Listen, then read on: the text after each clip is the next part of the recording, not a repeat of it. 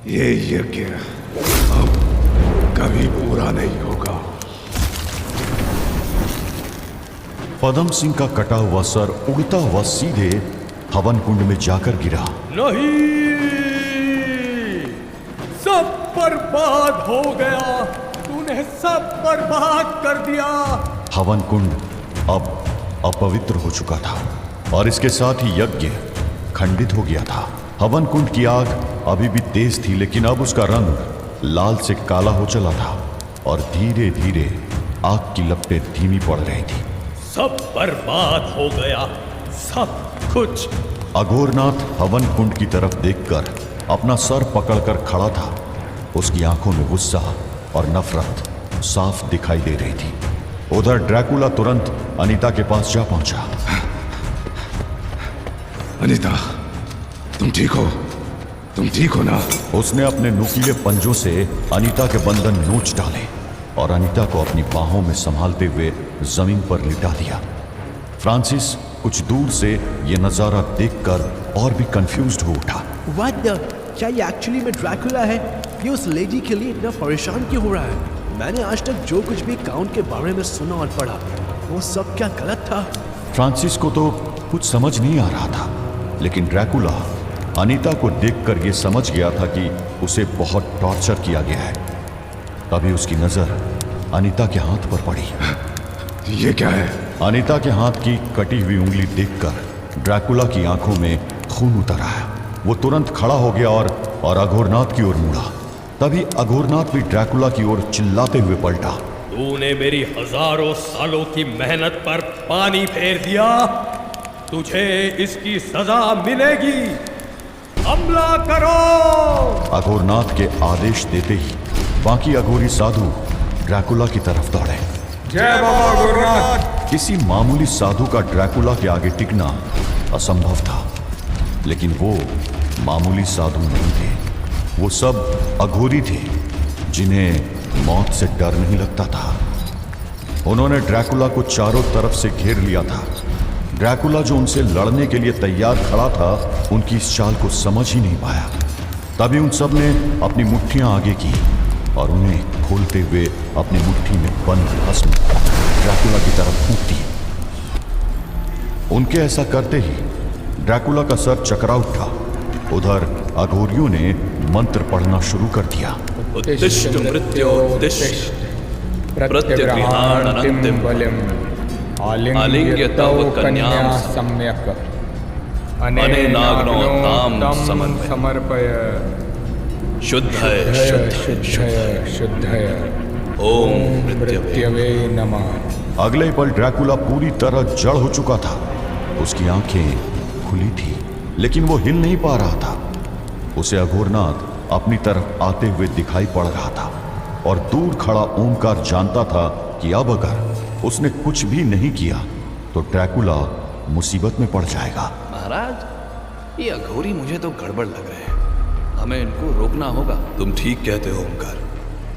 इतनी देर में ये तो समझ आ ही गया कि ये अजनबी जिसे तुम ड्रैकुला बुला रहे हो, ये उस लड़की को बचाना चाहता है और ये अघोरी उस लड़की को मारना चाहते हैं। किसी नारी पर अत्याचार करने वाला कभी भी सत्य के मार्ग पर नहीं हो सकता है।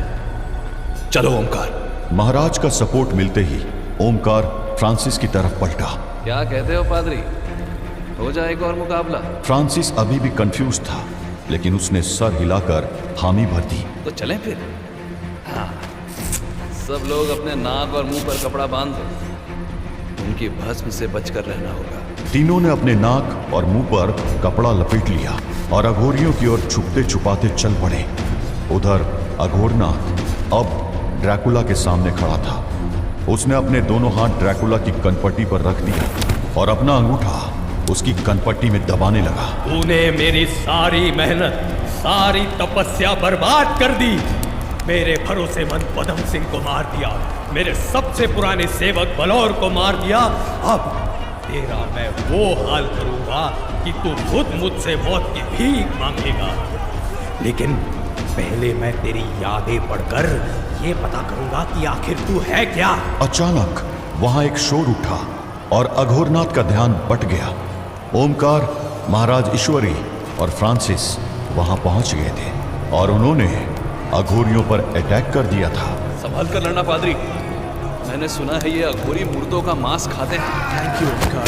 इसका मतलब जब तक मैं जिंदा हूँ कोई डरने का बात नहीं है। तो अब मुझे बस इतना करना है कि मरना नहीं है and I will be safe. अचानक हुए इस हमले से अघोरियों के बीच अफरा तफरी मच गई थी। वो समझ ही नहीं पा रहे थे कि ये लोग कौन हैं और उन पर क्यों हमला कर रहे हैं। ये इसी ड्रैकुला के साथी हैं। मारो इन्हें, किसी को भी जिंदा मत छोड़ना।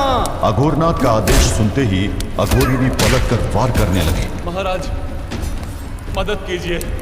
3 अघोरियों ने ओमकार को पकड़ लिया था, लेकिन तभी महाराज ईश्वरी प्रसाद ने अपने युद्ध कौशल का परिचय देते हुए तीनों पर एक साथ अटैक किया। अघोरी संख्या में ज्यादा थे, लेकिन महाराज ईश्वरी प्रसाद, ओमकार और फ्रांसिस एक यूनिट की तरह लड़ रहे थे। वो न केवल अटैक कर रहे थे बल्कि एक दूसरे को प्रोटेक्ट भी कर रहे थे। तभी अचानक लड़ते लड़ते फ्रांसिस ने खुद को ड्रैकुला के सामने खड़ा पाया और फ्रांसिस की आंखों में तुरंत बदले की आग भड़क उठी। ड्रैकुला भी फ्रांसिस को देख रहा था। फ्रांसिस के हाथों में केन का डैगर चमक रहा था। उसके सर पर सिर्फ एक ही धुन सवार थी। सोच क्या रहा है फ्रांसिस? यही है वैन हेल्सिंग क्लैन का दुश्मन, काउंट ड्रैकुला। इसी के कारण तुम्हारे नाम पर एक ब्लैक स्पॉट लगा हुआ है। आज तुम्हारे पास गोल्डन चांस है अपने ancestor sir Abraham Van Helsing की मिस्टेक को रेक्टिफाई करने का। Do it Francis, take the shot. मार दो ड्रैकुला को, मार दो। ड्रैकुला की आंखें फ्रांसिस की आंखों में झांक रही थी। वो हिल नहीं सकता था, लेकिन उसको पता था कि फ्रांसिस के हाथ में जो डैगर है वो उससे क्या करने की सोच रहा है। Do it Francis, do it. बता दो पूरे वर्ल्ड को कि ड्रैकुला के टेरर का दी एंड फ्रांसिस वैन हेल्सिंग के हाथों हुआ है। Take the shot. फ्रांसिस को अपने दिल की धड़कन साफ सुनाई दे रही थी। समय मानो उसके लिए रुक गया था। उसका हाथ वो डैगर फेंकने के लिए ऊपर उठ गया। ओमकार फ्रांसिस को रोकने के लिए दौड़ा, लेकिन फ्रांसिस डैगर ड्रैकुला की ओर फेंक चुका था। ओमकार की आंखें एक अनहोनी होने की आशंका में फैल चुकी थी। वो डैगर ड्रैकुला की ओर बढ़ रहा था और फिर एक जोर की आवाज हुई। फ्रांसिस ने ड्रैकुला की जगह उसके पास खड़े अघोरनाथ को निशाना बनाया था। अघोरनाथ दर्द से तड़प उठा। ये कैसा हथियार है? मुझे बहुत दर्द हो रहा है। अब तक महाराज ईश्वरी प्रसाद ने बाकी सारे अघोरियों को चित कर दिया था। वो और ओमकार दोनों फ्रांसिस के पास जा पहुंचे। क्या पादरी, ने तो मेरे को डरा ही दिया था। अघोरनाथ अपनी पीठ से वो डैगर निकालने की कोशिश कर रहा था। उधर ड्रैकुला भी अघोरियों की काली शक्तियों के प्रभाव से बाहर आ रहा था। जब तक ड्रैकुला पूरी तरह अपने कंट्रोल में आया, तब तक अघोरनाथ भी वो खंजर निकालकर उठ चुका था। एक बार फिर दोनों आमने सामने थे। अब तेरा खेल खत्म। खेल तो अब शुरू होगा ड्रैकुला।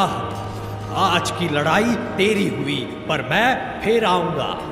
तब तक के लिए मेरा इंतजार करना, क्योंकि अगली बार जब मुलाकात होगी तो मैं तेरे बारे में सब जानकर आऊंगा, सब कुछ। अघोरनाथ ने अगले ही पल तेजी से अपने गले में बंधी माला का एक काला मोती तोड़कर जमीन पर दे मारा और चारों तरफ धुआं ही धुआं छा गया।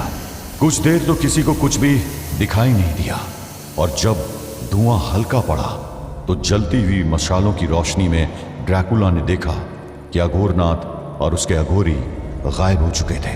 अब वहां सिर्फ 5 लोग थे। ड्रैकुला, ओमकार, महाराज ईश्वरी प्रसाद, फ्रांसिस और अनीता, जो खुद भी अब थोड़ा होश में आ चुकी थी। ड्रैकुला तुरंत पास जाकर बैठ गया। अनीता, अब तुम सुरक्षित हो। व्लाद, तुम ये हो क्या रहा था? और रामदास कहाँ है? वो कैसा है? वो ठीक है ना? वो ठीक है। नागनाथ ने उसका ट्रीटमेंट कर दिया था। पर वो है कहाँ? कहीं से बाकी बातें बाद में बताऊंगा, अभी हमें चलना चाहिए। ड्रैकुला अनीता को सहारा देकर उठाने लगा, तभी अचानक हवा में एक कड़क आवाज गूंज उठी। एक नया खतरा उनके पास पहुंच चुका था। काउंट ड्रैकुला, मैं जानता हूं तुम इस कंपाउंड के अंदर हो। तुम्हारे पास दो रास्ते हैं, या तो चुपचाप सरेंडर कर दो, या फिर मैं अंदर आकर तुम्हें अपना प्रिजनर बना लूंगा। लूसीफर का वफादार जनरल रूट अपनी इलाइट यूनिट के साथ वहां पहुंच चुका था। अरे बाप रे, ये जल्लाद भी यहाँ आ गए। ड्रैकुला एक बार फिर युद्ध के लिए तैयार था, मगर इस बार वो अकेला नहीं था।